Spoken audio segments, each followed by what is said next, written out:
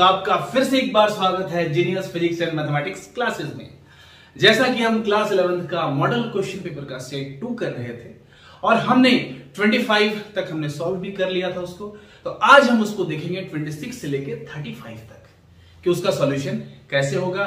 Question कुछ थोड़े से इजी हैं, टिपिकल तो बिल्कुल भी नहीं है, मॉडरेट लेवल के आप उसको कह सकते हैं, इजी क्वेश्चंस ज्यादा है। तो चलिए शुरू करते हैं आज की अपनी कक्षा।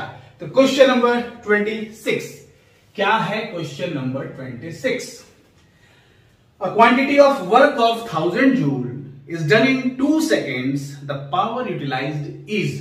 पावर कितना यूटिलाइज्ड होगा? तो आंसर है पावर का जो हमारे पास फॉर्मूला है पावर यूटिलाइज्ड, तो ये होता है work done upon time taken, यानी टाइम। वर्क डन कितना का हो रहा है? 1000 जूल टाइम 2 सेकेंड, तो ये हो जाएगा 2 से cancel out 500 which means 500 joule पर सेकेंड या फिर 500 वॉट। देख लीजिए कौन सा आंसर है। तो डी 26 का डी जो है वो करेक्ट आंसर है। अब देखते हैं 27 क्या है। 27, a body of mass 10 kg moving at a height of 2 meter with uniform speed of 2 meter per second, its total energy। अब ये 2 मीटर हाइट पे मूव कर रहा है, इसका क्या मतलब है कि हाइट भी इसके पास है और वो वहां मूव भी कर रहा है, तो इसके पास काइनेटिक एनर्जी भी है और इसके पास पोटेंशियल एनर्जी भी है। तो टोटल मैकेनिकल एनर्जी क्या होता है? Kinetic energy plus potential energy. तो टोटल एनर्जी यहां पे हो जाएगा kinetic energy plus potential energy. Kinetic energy क्या होता है? Half M V square. Potential कितना होता है? M G H. एम कितना है? 10 kg। स्पीड कितना है? 2, तो 2 का स्क्वायर कितना हो जाएगा? 4। एम फिर से 10। जी कितना होता है? 9.8 मीटर पर सेकंड स्क्वायर। हाइट कितना है? 2 मीटर। कैलकुलेट करते हैं, 2 से 2 बार में चला गया, 10 2 जा 20 प्लस 9.8 इंटू 10 98 और 98 इंटू 2 196। तो करेक्ट आंसर आपका आ रहा है 216 जूल। और 216 जूल कौन सा आंसर है? तो 27 का बी। 27 का जो बी है वो करेक्ट आंसर है 216 joule. 28, two masses of 1 gram and 4 gram are moving with equal kinetic energies। दोनों का एनर्जी इक्वल है, kinetic. The ratio of their magnitude of their linear momenta। यहां पे मोमेंटम का हमसे रेशियो पूछा है, तो मोमेंटम और काइनेटिक एनर्जी में क्या रिलेशन है? तो आपको पता होगा कि हमारे पास क्या होता है, काइनेटिक एनर्जी और मोमेंटम का जो रिलेशन है वो मैं निकालने जा रहा हूं। तो P is equals to √2km होता है। ये सबको पता होगा। कैसे आता है नहीं पता है तो मैं यहां बता देता हूं आपको कि काइनेटिक एनर्जी जो होता है K is equals to half mv², है ना, और ये हो गया हाफ। अगर मैं ऊपर m स्क्वायर v स्क्वायर कर दूं, v स्क्वायर तो ऑलरेडी है, m था, मैंने m स्क्वायर कर दिया और एक m से डिवाइड कर दिया, वही बच जाएगा आपका फिर से। और फिर ये हो जाएगा K is equals to half, इसको आप mv का होल स्क्वायर लिख सकते हैं upon m। Mass into velocity, mv क्या होता है? मोमेंटम, तो k कितना हो जाएगा? p स्क्वायर अपॉन 2m, और क्रॉस क्रॉस मल्टीप्लाई करेंगे तो p स्क्वायर बराबर 2km हो जाएगा। तो p कितना हो जाएगा? √2km, है ना। तो p ये होता है। हमको मोमेंटम का रेशियो निकालना है, यानी हमको निकालना है p1 अपॉन p2, है ना। p1 कितना हो जाएगा? 2। काइनेटिक दोनों का सेम है तो k तो चेंज नहीं होना है। मास कितना है? एक का है 1 ग्राम, तो 1 कर देते हैं, और नीचे 2k, दूसरा कितना है? 4 ग्राम। आप बोलेंगे सर आप इसको किलोग्राम में कन्वर्ट क्यों नहीं किए? क्योंकि रेशियो है तो 1000 वैसे भी कट जाना है, तो 2k कट गया, है ना। तो p1 अपॉन p2 कितना आ जाएगा बताइए? 1 का रूट 1, है ना, और ये 4 का कितना हो जाएगा? 2, यानी 1:2। तो करेक्ट आंसर है 1:2, जो कि है आपका ऑप्शन नंबर बी। तो ऑप्शन नंबर बी 28 का करेक्ट आंसर है। ओके, क्वेश्चन नंबर 29 क्या है? 29, a body of mass 100 kg, sorry 10 नहीं 100, a body of mass 100 kg falls from a height of 10 meter, its increase in kinetic energy। तो आपको पता है कि चूंकि बॉडी का मास कितना है? 100, फॉल कहां से हो रहा है? 10 मीटर। तो जब वो 10 मीटर पे था तो उसके पास पोटेंशियल एनर्जी होगा कितना? mgh। m कितना? 100, g कितना? 9.8, h कितना? 10। तो 9.8 इंटू 10 98 इंटू 100 9800 9800 है ना, या 9800 क्या एनर्जी है, कौन सा पोटेंशियल। लेकिन जब वो नीचे गिर जाएगा तो कंप्लीट उसका जो पोटेंशियल है वो चेंज कर जाएगा किसमें, काइनेटिक में। और जब वो ऊपर था तो ऊपर तो वो रेस्ट में था, उसके पास काइनेटिक एनर्जी नहीं था, काइनेटिक एनर्जी 0, पोटेंशियल एनर्जी कितना था 9800। और जब वो कंप्लीट नीचे गिर जाएगा तो जितना भी पोटेंशियल है वो कन्वर्ट किसमें हो जाएगा, काइनेटिक में। तो काइनेटिक भी कितना हो जाएगा 9800 है ना। फिर से देखिए मैं आपको बता देता हूं कि पहले उसके पास पोटेंशियल था, कितना है पोटेंशियल mgh, m कितना 100, g 9.8, h 10, कितना आ जाएगा 9800 जूल है ना। ये उसके पास एनर्जी था। और जब वो गिर जाएगा तो सारा का सारा पोटेंशियल किसमें कन्वर्ट हो जाएगा, काइनेटिक में। ठीक है, तो काइनेटिक एनर्जी का चेंज कितना आएगा, पहले कितना था 0, बाद में कितना 9800, माइनस कर देते हैं 9800 माइनस 0 यानी कि 9800। तो 29 का जो करेक्ट आंसर है वो है ए। ठीक है, क्वेश्चन नंबर 30। अभी क्वेश्चन नंबर 30 क्या है भाई, क्वेश्चन नंबर 30 है अ बॉडी ऑफ mi मतलब moment of inertia, a body of moment of inertia 3 kilogram metre square rotating with an angular velocity 2 radian per second has the same kinetic energy as a mass of 12 kg moving with a velocity v। ठीक है, तो आपको ये जो velocity है ये आपको बताना है कि वो कितना होगा।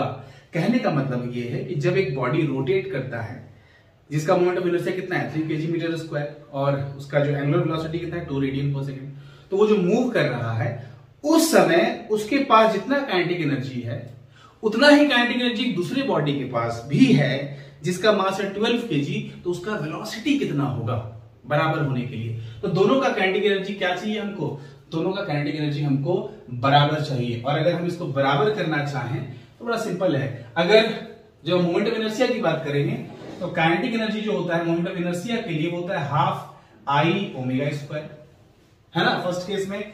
सेकेंड केस में काइनेटिक एनर्जी कितना होगा, बॉडी का मास है वेलोसिटी तो कितना होता है हाफ mv स्क्वायर। तो ये फर्स्ट वाला केस जो है इसका काइनेटिक एनर्जी, किसका, जो बॉडी रोटेट कर रहा है और ये जो बॉडी मूव कर रहा है, दोनों का काइनेटिक एनर्जी क्या है, बराबर है। इसका मतलब हम लिख सकते हैं कि हाफ आई ओमेगा स्क्वायर जो है वो हाफ mv स्क्वायर के बराबर है। तो हाफ हाफ कैंसिल, आई कितना दिया है, आई यहां पे आपको दे दिया है 3, ओमेगा यहां पे कितना दिया है, ओमेगा आपको दे दिया है 2, तो 2 का स्क्वायर कितना हो जाएगा 4m। अब जो मास मूव कर रहा है उसका मास कितना है 12, तो मास हो गया 12, v स्क्वायर हमको निकालना है। तो 4 3 जा 12 कट गया, तो v स्क्वायर कितना आ गया 1, तो v कितना आ जाएगा रूट अंडर 1 यानी कि 1 प्लस माइनस 1 दोनों होगा, लेकिन हम नेगेटिव नहीं लेते हैं, तो 1 मीटर पर सेकेंड जो कि है आपका ऑप्शन नंबर ए। तो 30 का ऑप्शन नंबर ए करेक्ट है, 1 मीटर पर सेकेंड। ठीक है, तो 30 का जो आंसर आ गया है वो 1 मीटर पर सेकेंड। फिर से बता दूं आपको कि जब मोमेंट ऑफ इनर्शिया की बात होती है, जब हम किसी बॉडी को रोटेट करते हुए देखते हैं तो उस समय उसका जो काइनेटिक एनर्जी होता है वो होता है हाफ आई ओमेगा स्क्वायर। याद रखिएगा, आई क्या है moment of inertia, omega angular velocity. और जब कोई बॉडी मूव कर रहा होता है, रोटेट नहीं कर रहा होता है, तब उसके पास जो काइनेटिक एनर्जी होती है वो होता है हाफ एम वी स्क्वायर। तो यहां पे हाफ आई ओमेगा स्क्वायर और हाफ एम वी स्क्वायर दोनों आपस में बराबर है। आई की वैल्यू, ओमेगा की वैल्यू दी गई है, ये एम की वैल्यू दी गई है, वी आपको निकालना था जो यहां पे निकल गया आपका 1 मीटर पर सेकेंड। तो ये था क्वेश्चन नंबर 30। अब हम चलते हैं क्वेश्चन नंबर 31 की तरफ। 31 क्या है, question number 31। A particle performing uniform circular motion has angular momentum L if its angular frequency is doubled and its kinetic energy halved, then the new angular momentum है ना। समझिए क्वेश्चन को, क्या होता है एंगुलर मोमेंटम। ठीक है, तो एंगुलर मोमेंटम जो होता है हमारा L, ये होता है आई ओमेगा। आई क्या है, मोमेंट ऑफ इनर्शिया। जब भी कोई बॉडी रोटेट करेगा, रोटेशनल मोशन, तो वहां हम मोमेंट ऑफ इनर्शिया की बात करते हैं, एंगुलर वेलोसिटी की बात करते हैं, एंगुलर मोमेंटम की बात करते हैं। ठीक है, अच्छा और बताइए काइनेटिक एनर्जी कितना होता है। तो काइनेटिक एनर्जी होता है हाफ आई ओमेगा स्क्वायर। ठीक है, ओके। अब चूंकि यहां पे बोल रहा है कि इसकी जो है क्या क्या इसके साथ किया गया है, काइनेटिक एनर्जी को आधा किया गया है और एंगुलर फ्रीक्वेंसी यानी ओमेगा, ओमेगा को हम एंगुलर वेलोसिटी भी कहते हैं और एंगुलर फ्रीक्वेंसी भी कहते हैं। तो एंगुलर वेलोसिटी को जो है या एंगुलर फ्रीक्वेंसी को वो डबल कर दिया गया है और काइनेटिक एनर्जी को आधा किया गया है। तो हमको चाहिए मोमेंटम, हमको आई नहीं चाहिए इनर्शिया, क्योंकि इनर्शिया की बात यहां नहीं हो रही है। हमको एंगुलर मोमेंटम चाहिए, एंगुलर फ्रीक्वेंसी चाहिए और क्या चाहिए, के चाहिए। तो एल की वैल्यू हमको के और ओमेगा के टर्म में चाहिए। तो हम क्या करेंगे, सेकेंड वाले से आई की वैल्यू निकालेंगे, फर्स्ट वाले में डाल देंगे। यहां से आई कितना हो जाएगा बताइए, आई हो जाएगा 2k upon omega square, correct. अब ये आई की वैल्यू यहां डाल दीजिए, तो एल कितना हो जाएगा बताइए, आई हो गया 2k upon omega square into omega, omega omega cancel, L कितना आ गया 2k अपॉन ओमेगा, ठीक है। तो ये हमारा जो है मोमेंटम जो था, है ना, एंगुलर मोमेंटम, ये हमारा 2k अपॉन ओमेगा आ जाता है। इसको हम चलिए L1 मान लेते हैं, L1 is equals to 2k omega, पहले वाला। बाद में क्या किया गया, बाद में जो है एंगुलर फ्रीक्वेंसी को डबल कर दिया गया, है ना। देखिए सेकंड केस, ये था आपका फर्स्ट केस, अब हम देखते हैं सेकंड केस में, है ना। ये क्या था आपका, ये फर्स्ट केस हम लेके चल रहे थे। सेकंड केस में क्या हुआ, सेकंड केस में यहां पे L2 कर देते हैं 2। काइनेटिक एनर्जी का क्या हुआ, काइनेटिक एनर्जी देखिए यहां पे लिखा हुआ है आधा कर दिया गया, तो मैं इसको कर देता हूं k/2। ओमेगा को क्या किया गया, ओमेगा को डबल कर दिया गया, तो मैं इसको ले देता हूं 2 ओमेगा, है ना। अब क्या होगा, 2 और 2 कैंसिल, क्या बच गया k अपॉन 2 ओमेगा। तो L2 आ गया k अपॉन 2 ओमेगा, L1 कितना था 2k अपॉन ओमेगा। हमसे पूछा है कि जो एंगुलर मोमेंटम है नया वाला, यानी ये L2 कितना हो जाएगा, तो हम दोनों का रेशियो निकाल देते हैं। Therefore L1 by L2 कितना हो जाएगा, L1 कितना था 2k अपॉन ओमेगा, L2 कितना k upon 2 omega, k cancel, omega omega cancel, कितना आ गया L1 अपॉन L2, ऊपर है 2/1, नीचे 1/2 ऊपर जाएगा तो ये भी कितना 2/1, यानी L1 by L2 आपका आ गया 4, है ना। तो L2 नया वाला L2 है, L2 निकालना है, L2 कितना हो जाएगा, L2 क्रॉस क्रॉस करेंगे तो L2 4L2 बराबर L1, तो L2 बराबर क्या हो जाएगा L1/4, ठीक है। लेकिन चूंकि यहां शुरू में L दिया हुआ था, इनिशियल केस L की बात हो रही थी, यानी कि जो आपका नया वाला है वो हो जाएगा L/4। L/4 आपका कौन सा ऑप्शन है, तो आंसर है ऑप्शन नंबर बी। तो 31 का जो है ऑप्शन नंबर बी जो है वो करेक्ट आंसर है, ठीक है, ओके। अब देखते हैं 32। A thin uniform circular ring is rolling down an inclined plane of inclination 30 degree without slipping, यहां स्लिप नहीं करेगा, होता है ना स्लिप करके चले जाना, ये रोल करके जा रहा है। Its linear acceleration along the inclined plane will be. तो आपको पता है कि यहां रिंग की बात हो रही है, और रिंग का जो मोमेंट ऑफ इनर्शिया होता है वो कितना होता है mr²। तो रिंग का जो मोमेंट ऑफ इनर्शिया होता है, मैं यहां लिख दूं फॉर रिंग आई जो होता है वो होता है mr², ठीक है। यहां मेरे से क्या बोला गया कि जब वो रोल करके नीचे जाता है तो उसका एक्सेलरेशन कितना होगा। तो रोल करके जब जाता है तो याद रखिएगा कि rolling acceleration produced when a body rolls, उस समय जो ए होता है वो होता है g sin theta upon 1 plus I upon mr²। ये फॉर्मूला है, याद रखिए बिल्कुल। रोलिंग के केस में एक्सेलरेशन जो प्रोड्यूस होता है उसका फॉर्मूला है g sin theta upon 1 plus I upon mr²। तो यहां पे थीटा कितना है, थीटा यहां पे है 30 डिग्री, तो ये हो जाएगा g sin 30 डिग्री 1 प्लस आई, रिंग का मोमेंट ऑफ इनर्शिया आई, तो आई कितना होता है रिंग का mr², तो ये mr², और नीचे भी ऑलरेडी फॉर्मूला में mr² ही है, तो mr² कटेगा, यहां 1 हो जाएगा, तो 1 प्लस 1 कितना हो जाएगा, 1 प्लस 1 2, तो g, अच्छा sin 30 की वैल्यू कितनी होती है 1/2, तो 2 नीचे, और 1 प्लस 1 2, एक और 2 नीचे आ गया, तो आंसर हो गया g/2 4।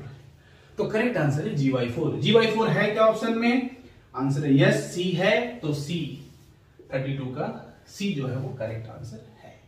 अब हम चलते हैं 33 की तरफ।